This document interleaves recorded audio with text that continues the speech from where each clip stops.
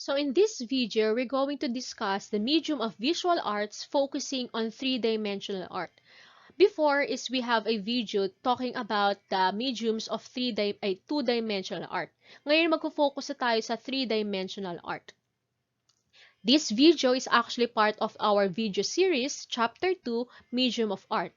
If you're not aware of the other, or di nyo pa napapanood yung previous video, is I recommend you to watch it beforehand to make this video sense. Okay, isang example of our three-dimensional art is sculpture. A sculpture is a three-dimensional form constructed to represent represent an imaginary shape. It can be freestanding, carved in relief, or kinetic. Pag sinabi natin freestanding is nakikita natin 360 ang form ng sculpture or naka-carve lang ito sa pader. Okay? So obviously, freestanding sculpture that is round is one in which can be seen from more than one direction. Okay? Tinatawag ding statuary ang freestanding sculpture. Okay? So, halimbawa, yung ating obelisk, PUP obelisk is a freestanding sculpture or statuary. Ang UP oblation is freestanding because kahit anong direksyon ay nakikita mo yung hubog doon sa sculpture. Bas reliefs, obviously, bas relief is a carved sculpture. Pag sinabi natin bas relief, are figures or relief sculpture project from a flat background that is slightly raised. Okay, madalas ang bas relief is nakaukit lang sa isang pader. Okay, at mababa lang ang pagkakaukit. Isang example po ng bas relief ay yung coins at medal.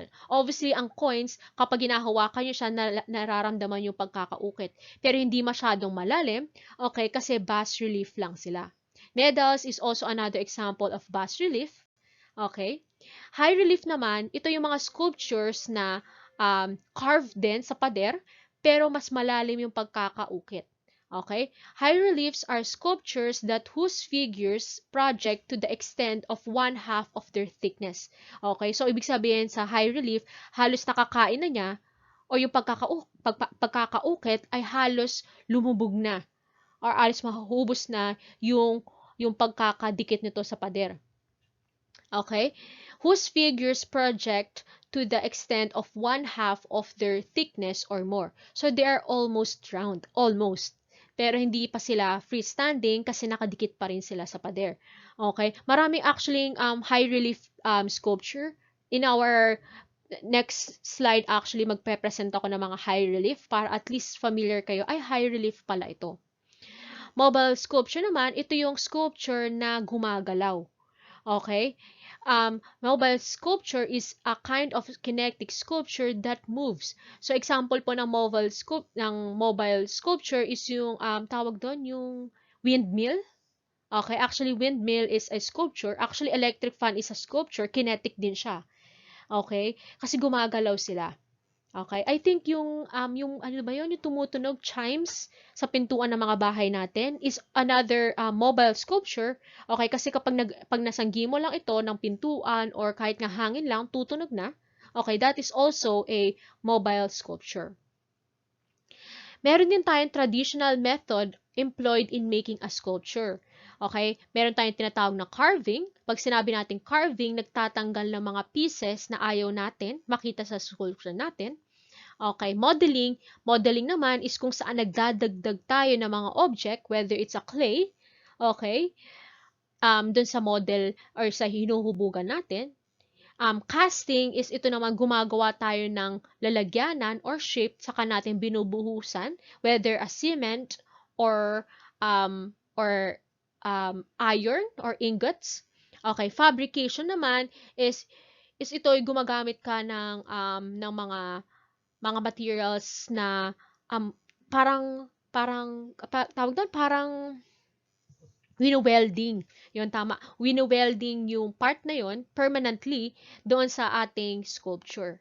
Okay? Tandaan, ang carving nagtatapyas or nagtatanggal, modeling nagdadagdag, casting gumagawa ka ng model, saka mo binubuhusan, and fabrication is parang wino-welding mo. Okay, wini-welding mo yung mga parts. Okay. So, an example po. Actually, mga papakita ko muna ngayon dito is ang freestanding sculpture. Okay, freestanding sculpture, kung matandaan nyo, in any angles or any position, nakikita mo yung kanyang hubog. So, Moai from Easter Island is an example of freestanding sculpture. Okay? So, an example naman of bas relief or mababa ang pagkakaukit is cast iron platique by Ludwig Gies. Okay? Mababa lang ang pagkakaukit niya. Obviously, bas relief siya.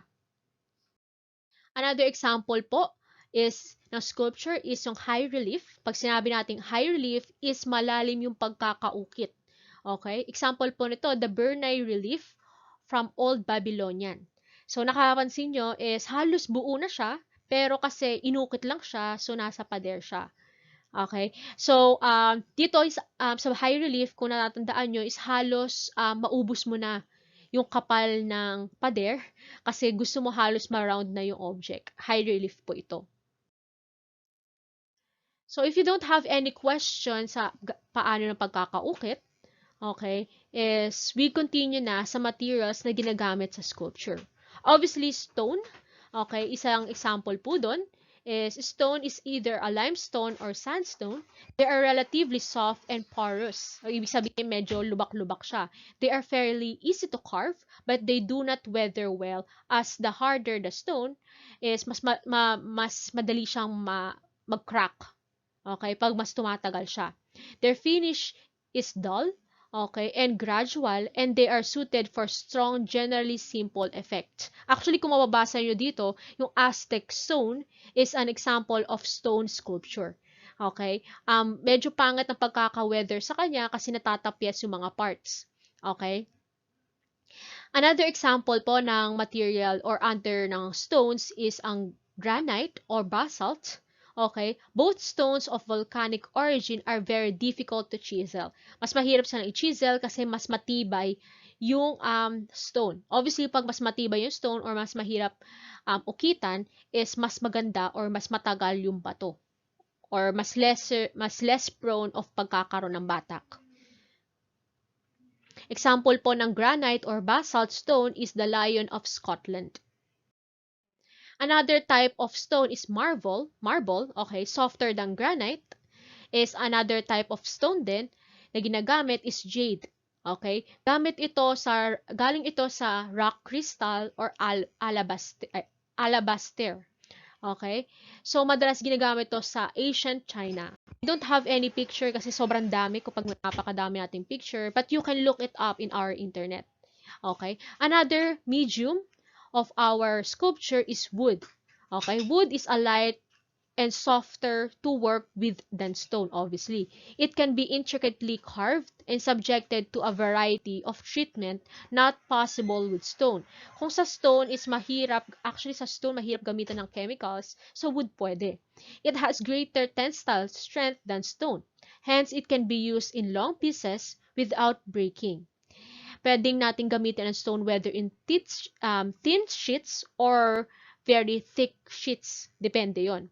Ang wood medium natin sa sculpture is either softwood or hardwood. Softwood, galing ito sa mga lightweight, porous wood that ranges in hardness from that of the balsa or to that of pine. Okay? Pwedeng mabend actually ang softwood sa mga fingernails. Example po ng mga softwood is pine, cedar, fir, dapdap, lanet, and white luan. Ito po yung mga puno na pinagkukuhanan ng softwood. Hardwood naman, ito yung mga galing sa oak, walnut, mahogany, ebony, teak, nara, and daw. Example po ng wood carving or wood sculpture is the altar of the Holy Blood. Okay? Rothenburg ob der Tuben, Bavaria, sorry. Okay, obviously this is a wood sculpture at kung mapapansin nyo is high relief siya or malalim ang pagkakaukit. Okay? Wood po 'yan. Ivory is another medium of sculpture. Okay, ivory comes from the tusk of elephant or wild boar. It is intrinsically beautiful and easy to carve into most intricate design. Okay? Ivory actually worked by scarping with a sharp knife. So, actually galing to sa mga elephant and wild boar. Very illegal na siya ngayon kasi extinct na. Actually, halos itong mga species na ito dahil sa pag-hunt natin sa ivory. Example po ng ivory sculpture is Physics of Almugra from Islamic Spain. Okay. Metals, of course, is another medium of sculpture, possesses tensile strength, ductility, and malleability. It resists breakage from stress placed upon it. Madalas, ang metal na ginagamit natin sa sculpture are copper, brass, bronze, gold, silver, lead, and aluminum. Another example din pala ng ivory is the old Chinese carved statue of the Laughing Buddha. Okay? So, maganda siya tingnan. Obviously, ang ganda kasi ng ivory, pero kasi hindi siya, it's hindi siya nagbibigay ng animal awareness. Okay? Hindi siya environmental friendly because we have to kill the animal to get an ivory. Okay? We have to take note, some ivory, galing din siya sa mga ngipin or bones. Okay? So, kapag meron kayo nakitang, halimbawa, sculpture na made of bones, okay, is ivory agad yun. Plastic is another medium of sculpture. Obviously, bago lang to. Okay? Plastic is one of human successful invention. Transformed by chemical processes from organic materials like wood, natural resin, and coil, plastics are durable substances that can be made to look and feel like glass, ceramic, leather, wood, or even metal. They can be molded into a variety of forms, cast like metal, pressed into sheets, shaped into tubes or rod, or even sprayed like paint onto other materials. Example po ng plastic is sarabande. I'm sorry kung ganito basa ko. Musides Deus Lon. Okay, plastic is an example dyan. Kung meron kayong plastic flower sa bahay nyo, okay, flower siya pero, mukhang flower siya pero made of plastic, is a sculpture po yan. Okay? So, marami tayong actually plastic sculpture. Architecture. Okay, another form of 3D art. Okay, architecture is the art of designing and constructing a building which will serve a definite function, ranging from providing the simplest shelter to meet the technological demands of our modern cities. The usefulness and beauty of building are directly related to the choice and handling of the materials employed in the construction, and the nature of the materials chosen inevitably determines the construction principle to be employed. Okay?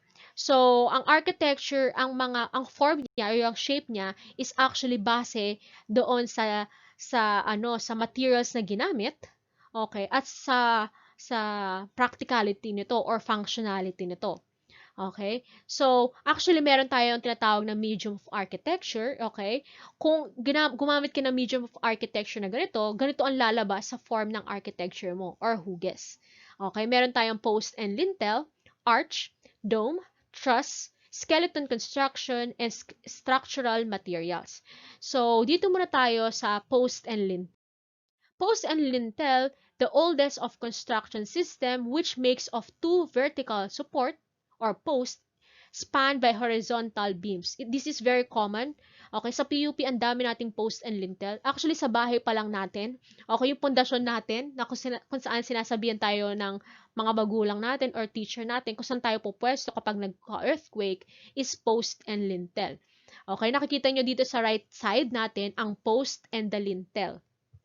Okay?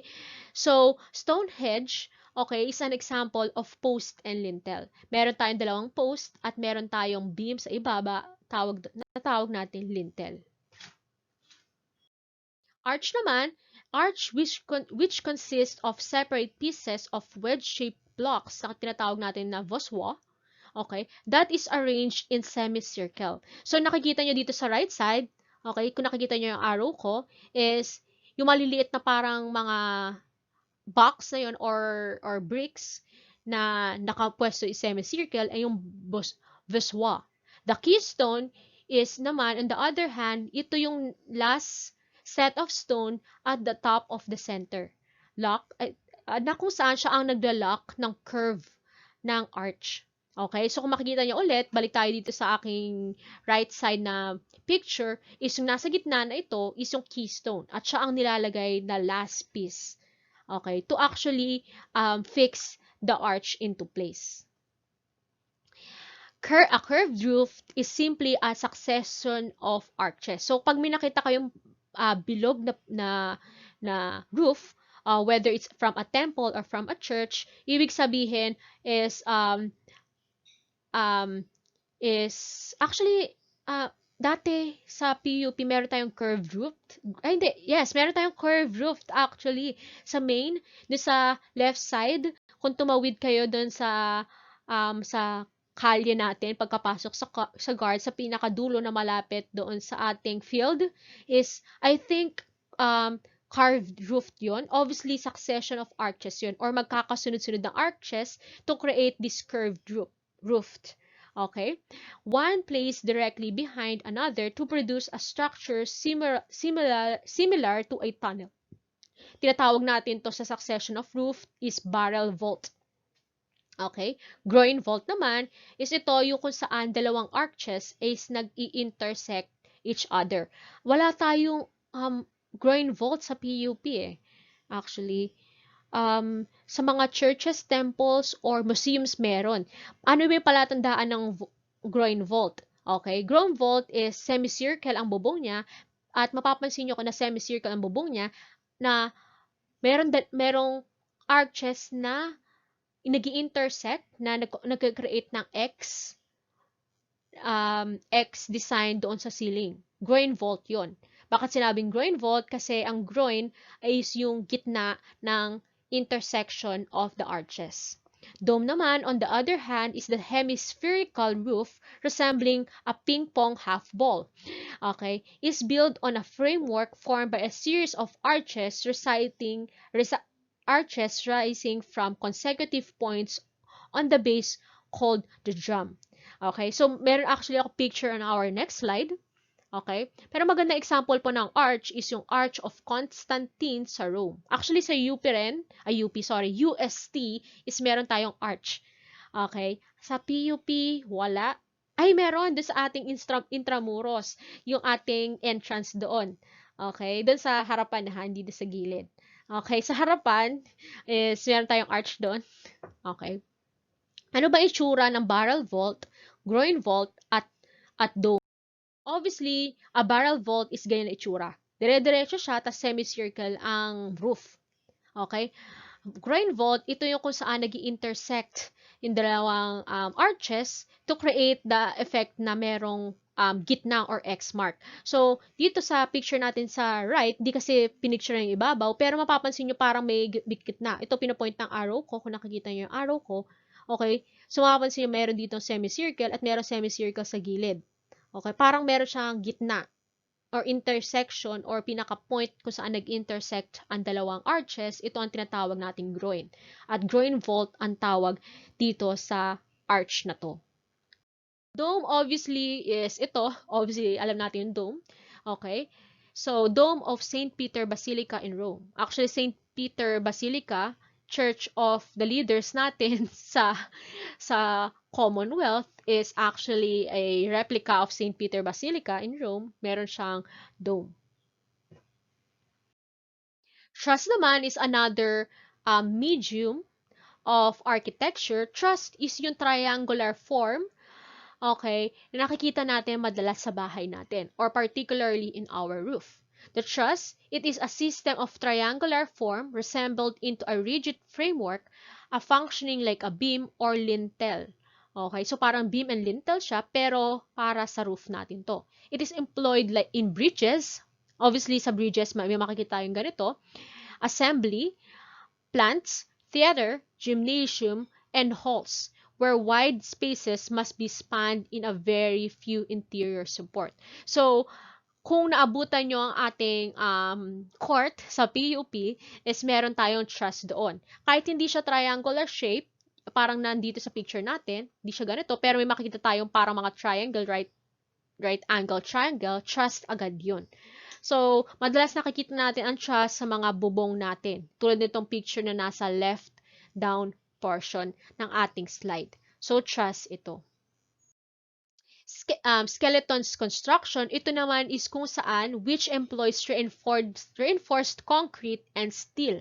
Okay, kung nakatira kayo sa Fairview or Commonwealth at napapansin niyo yung pagbabagong anyo, okay, ng ating LRT, or MRT, I think, MRT, tama, MRT yun, di ba? MRT 7, pagbabagong anyo ng ating pagtatayo nila ng MRT, ang unang ginagawa is gumagamit sila muna ng steel, na kung saan is naka-shape dito or naka-shape niyo yung steel na ito kung anong gusto nilang shape na gusto. After nila lagyan nun ng steel, is bubuhusan nila tong steel ng concrete. Ang tawag dito is skeleton construction. Steel rods are embedded in the concrete construction to make the structure strong enough to support grain weight. So, nandito sa right side natin, side is yung skeleton construction. Ano itsura niya? Okay, obviously is puro maliit lang kasi siya, sorry. Pero I think you're very familiar with the steel and concrete method sa paggagawa ng bahay. Okay, minsan yung iba hindi gumagamit ng steel rods, yung malalaki na talagang metal na chunks kapag mas malaki yung building. Okay, gumagamit sila ng mas malaking metal, tapos after nilang gumamit ng metal dito is although may malaking metal, pinapatungan nila to ng concrete. Kasi parang pangit pag pure metal lang ang nakikita ng mga tao. Okay? Another one medium of architecture is the cantilever, which makes use of a beam or slab extending horizontally into place beyond its supporting post. So, example po ng cantilever is ito. Meron tayong simple cantilever, braced cantilever kasi meron na tayong another post na nagsusupport sa cantilever na yun, at meron tayong braced cantilever. Okay, another form ng braced is nasa gitna naman yung cantilever. Madalas nakikita natin ang cantilever kapag nasa terrace kayo. Meron kayong mapapansin na post, tapos may lintel na naka-extend, pero walang another post on the other side. Okay, pero ito yung pinapatungan ng bubong ng bahay natin is simple cantilever po ito. Okay? Kahit nga hindi terrace kahit alimbawa, meron lang kayong open area sa bahay nyo na nag-extend yung roof, gumagamit po yun ng cantilever. Makikita din natin ang cantilever sa ating mga poste, dun sa kinakabitan ng lights or telephone wire sa labas ng bahay nyo. Okay, cantilever yon, yung ilaw sa labas, yung merong light, kasi gumagamit tayo ng word na poste. Poste, ako sa may ilaw. Okay, cantilever po yun. So, meron din tayong structural materials. Okay, structural materials, ito yung last medium of architecture. Okay, so structural materials sa architecture, it's either stone or brick. Very familiar dito. Concrete, okay, steel, and wood. Okay, ang wood more likely ginagamit to sa mga second floors kasi mas lighter ang wood kumpara sa stone. Okay, first floor natin would be composed of steel and concrete. At ang second floor natin, madalas is made of wood. Kung meron kayong bahay, madalas ang second floor nyo na floor is made of wood. Rare lang ang concrete. Okay? Ang concrete kasi masyadong mabigat, so having a simple home na may ganitong square meter lang is very expensive ng concrete para gawin nating floor ng second floor natin. So, ang ginagamit madalas is wood. Okay? Meron din tayong another materials na ginagamit sa architecture tulad ng glass, metals, and marbles, pero ito ay for our design. Okay? For mere design. Halimbawa, yung glass, obviously, glass is very important kasi ginagamit natin sa windows, pero ang mga marbles is for merely design. Okay? Kasi pwede ka naman magkaroon ng kitchen without actually having a marble top. Okay, so merely design. Meron din tayong limestone and rough-hewn masonry. Yung masonry is is a mixture of like brick and wood. Okay, pero hindi siya popular sa Philippines kasi ang masonry is used in colder climate. Punta naman tayo sa interior design. Interior design is another three-dimensional art. Okay? Pero unlike architecture, yes, parehas sila nakafocus sa house, okay, or sa isang building. Okay, architecture is more likely nakafocus on the structure. Ang interior design ay nakafocus kung pwede bang tirahan, okay, ang bahay. Okay, or mas tawag doon, paano mag-work ang isang bahay o paano ka mas magiging productive sa loob ng bahay. Okay? Interior design is concerned with the selection of space and furnishing to transform an empty shell of a building into a livable area. Okay? Sinabi ko din ata ito sa inyo last time, ang interior design yung nagpaplano kung saan ilalagay yung bombilya, saan lalagay yung saksakan, saan lalagay yung bathroom, saan ilalagay yung kitchen, okay? Saan ilalagay yung mga pintuan at bintana. Interior design po yun. Okay? Interior designer works with such articles as pieces of furniture, appliances, fixtures, tapestries, and rug with an eye for texture and color that will bring about the unity and variety of place. Ang interior design, hindi lang sila nakapunta sa technicality like wires and or placement of windows and doors, but also they are focused on designing it as well. So kasi madalas ang conception natin sa interior design ay magdi-design lang naman ng bahay. No, interior design is meron din kasi silang practicality kung saan nakalagay yung saksakan. Okay. So, naka-focus ang interior design sa both practicality or functionality of sa loob ng bahay at the same time sa design para magkaroon ng buhay yung bahay nyo. Okay? Example po is yung picture na nasa right side. Okay? Pinalano po yan ng interior design. Landscaping is another type of or medium of three-dimensional art. And landscaping is an artificial arrangement of outdoor areas to achieve a purely aesthetic effect. The landscape artist makes use of the terrain as his basic medium along with the sand, rocks, water, and growing plants found on it. So, ang landscaping is ito yung kung saan is tinampered na natin ang natural environment para maging tawag doon, mas madaling daanan, halimbawa, or mas madaling puntahan para sa mga tao.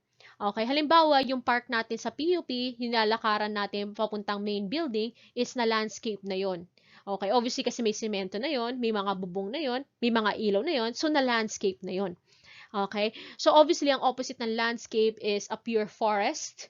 Okay, so, ang mga material ng mga landscapers is yung mga object na makikita natin, whether it's a puno, flower, grasses, soil, okay. Kung meron silang idadagdag, artificial na lang ito, pero madalas ang kanilang materials ay nakikita na mismo sa area.